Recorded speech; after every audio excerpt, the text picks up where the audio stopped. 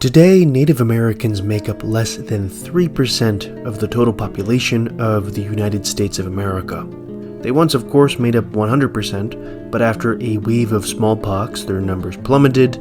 Next, Europeans colonized the shores and drove Native Americans into smaller and smaller reservations in wars of destruction. But this history wasn't inevitable. Even in real life across Central and South America, the denser populations of indigenous people survived and intermarried with European settlers, creating mestizo or mixed societies. There are also areas that still hold on to their indigenous cultures and languages today. But what if the many indigenous peoples with dozens of millions of people across North and South America weren't destroyed or absorbed by European colonists? What if the Americas were like Africa, covered by independent indigenous countries? Well, this is what, why, how, and that's what the video's about. If you like this sort of thing, don't forget to like and subscribe. Okay, so first of all, if we want the indigenous people from Alaska to Patagonia to completely beat European conquerors right from the start, you'd honestly need divine intervention. The technological gap was just too large. Some degree of European colonialism is going to happen no matter what, just like it did in Africa and Asia. The key is to prevent the mass death of indigenous people by smallpox after contact. Large populations would then remain. They'd probably get conquered by Europeans, but they'd have the strength to overthrow those empires. So how could this happen? Well, there was actually an earlier chance for smallpox to spread to the Americas: the Vikings. In roughly 1000 CE, Norsemen from Greenland launched several expeditions to a land they called Vinland, which archaeologists have since proven is Newfoundland. Now, the known Norse settlement in North America was very small, but the Norsemen did contact Native Americans. They called them Skraelings, who they traded with and battled. But not much came of this. If these adventurous Norsemen, driven by hunger for resources, explored further south along the coast and in greater numbers, and if they brought with them the common old world disease of smallpox, there's a significant chance that disease would then have spread to the Skraelings, especially if the Vikings reached the Mississippi or the Caribbean. From there, smallpox enters the vast Native American trade network, burning like wildfire across the continent. It devastates the various societies across the Americas, scattering the peoples of the Mississippi, emptying the halls of the Toltec and Maya, a wave of pestilence, the world's most devastating plague. Over 2/3 of the indigenous population is dead by the year 1200. But thanks to natural selection, the survivors are more likely to have stronger genetic immunity to diseases. Smallpox also doesn't completely disappear. There are later, smaller outbreaks. Therefore, survivors also are more likely to have acquired immunity as well. So, if the Vikings explored more of North America, Native Americans may have had stronger immunity to European diseases in the long term. What happens next? Well, with the Skraelings wiped out, the Vikings exploring the coast of North America find little opposition to the establishment of new villages. By 1300, a constellation of small Norse colonies dot the coast. Stories of idyllic Vinland draw more Scandinavians to Greenland. They then repel Inuit invaders, keeping the pathway open between Europe and North America. This means the Scandinavians bring with them various domesticated animals, including horses. Those horses quickly spread across the plains of North America. But Native Americans aren't completely wiped out. After the devastation of the initial smallpox plague, their population bounces back quickly. A renaissance occurs. The Quechua people forge the gigantic Inca Empire across the Andes, and the Mexica conquer their neighbors, forging the Aztec Empire. In the Great Plains of North America, the Numunu, known by their enemies as the Comanche, form a vast horseback empire. On the ruins of the mound builders of the Mississippi, new villages arise, fed by crops and animals purchased from the small Norse colonies. But in 1492, Christopher Columbus arrives in the Caribbean. While Spanish conquistadors conquer Cuba, they find greater difficulty on the shores of Central America. For one, locals aren't shocked to see men on horseback. They've seen a lot of them. They also don't fall quickly to smallpox brought by the Spaniards. So when Hernan Cortez and his men land on the coast of Mexico, they're unable to hijack the ongoing war against the Aztec Empire. They instead play second fiddle, lending aid and support to the Confederacy of Tlaxcala. Tenochtitlan, the great capital of the Aztec Empire, still falls, but the Aztec Empire itself is simply divided into different warring Mexican states rather than fully falling to Spain. Soon afterward, Francisco Pizarro arrives at the doorstep of the Inca Empire, ruled by Sapa Inca Huayna Capac, scarred by smallpox, but alive. Pizarro and his men attempt to overthrow the Inca in a coup, their gunfire weapons nearly scattering the Inca warriors, but they're surrounded and butchered. So entering the mid-1500s, Spain has only successfully planted colonies along the shores of America, like the fading Norse colonies to the north. Compare this to contemporary European ports in West Africa and India too. While Europeans don't conquer Mexico or Peru, they do trade extensively with Los Indios. In exchange for gold and silver, the Spaniards and soon Portuguese and French sell the locals muskets. Other Europeans, like the English and the Dutch, soon join as well. This leads to a diffusion of European technology across the Americas. In turn, natives use these tools to repel overzealous European expeditions, therefore limiting colonization as well. While beneficial for repelling European invasions, the introduction of the musket leads to an arms race in the Americas.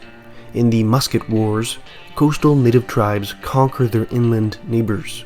The first gunpowder empires arise in the Americas, including the Tarascan Empire of Central America and the Haudenosaunee of the north. These are called the Iroquois by the French. In the 1600s, a second wave of gunpowder empires arise in the Americas. The Maya, rejuvenated by trade deals with Spain, reforged their empire in the Yucatan Peninsula. The Choctaw, allied with the French, march up the Mississippi and forge their own empire at gunpoint. Alongside competing for lucrative trade deals with these native societies, Europeans also enter into a religious arms race, with Protestant and Catholic missionaries competing to convert the locals to their churches. So Christianity begins to flow inward from the coasts. The emperors of the Haudenosaunee, for example, convert to Catholicism and outright promote the religion. The spread of Christianity also comes with written language. While Central Americans already have one of those, the North and South Americans begin to write their languages in Latin. The Europeans also bring with them enslaved Africans, but not to any large degree, since there remains plenty of indigenous people to abduct and use as slave labor on island plantations.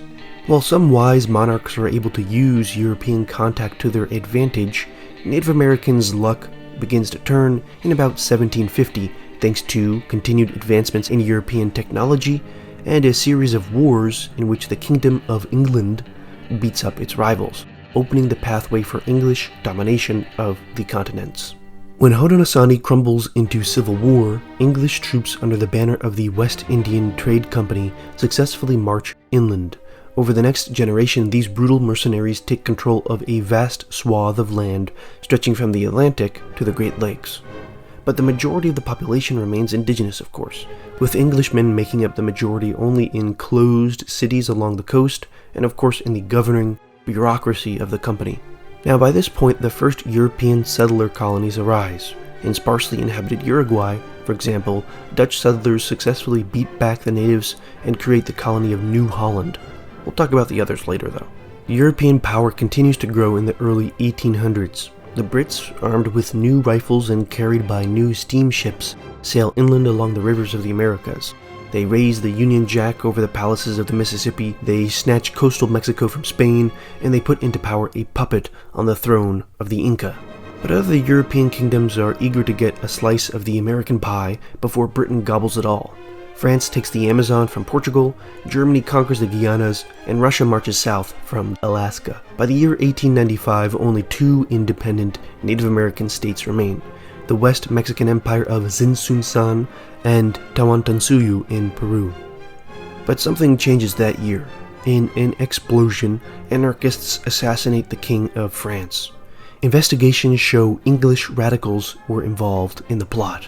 Before people even know it, war erupts across the planet, poisoning France, Russia, and Austria against Britain, Germany, and Turkey.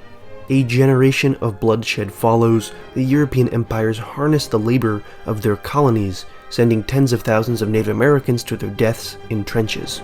But this pointless carnage results in the birth of Pan-American identity across the many native peoples. The World Wars come to an end in 1935, with the British alliance crumbling into revolution. This grants the American colonies a chance for independence. Decades of struggle follow, with the last major European colony freed in 1968. Since decolonization, the Americas have hardly been stable. The many societies have struggled to find their own path, with most sinking into poverty or strife. But let's do a tour of the Western continents in the year 2024.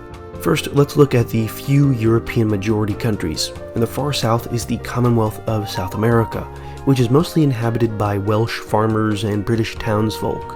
To the north is the Republic of New Holland, a Dutch settler colony with a brutal history of suppression against the local natives.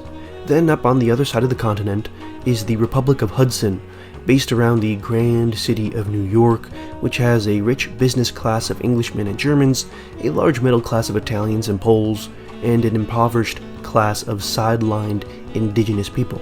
But to the north of that is Newfoundland, which is majority English, but still has the occasional village that can trace its origins to the Vikings of a millennium ago. Now, plenty of other countries have sizable European populations, and some are even majority mixed race, especially in the Caribbean, but once you get inland from the coast, each country is majority Native American. Let's go over the richest. The first is the Iroquois Republic, which has built its economy off of industrial manufacturing and sale to European markets. Mississippi is another one. As the name suggests, Mississippi controls access to the Mississippi. To the south is Mexico, a dictatorship that dominates Central America, and further south is Runaland, a Catholic theocracy built off the ruins of the old Inca Empire. And out to the east is Tupia, the democratic success story of South America. It's not so bad there. But there are plenty of nightmare cases too. For example, the three states of the old British Dominion of Texas, Nahadahendia, Wichita, and Karankawa, are in ceaseless war over each other's oil reserves. The European empires fund these wars in exchange for lucrative petroleum extraction contracts. Right over the border in Sonora, famines are common. In fact, famines are common across the continent, especially in desert areas. Yakutia, built in an idyllic environment, is in the midst of civil war between its many different ethnic groups. The same goes for Comancheria, where the Comanche ruling class is struggling to maintain a dictatorship over various other indigenous groups. The most extreme dictatorship of the Americas is the Level Republic of Aymara, where a totalitarian regime attempts to manage every aspect of its citizens' lives. This has driven hundreds of thousands of people to flee to the north to Runaland.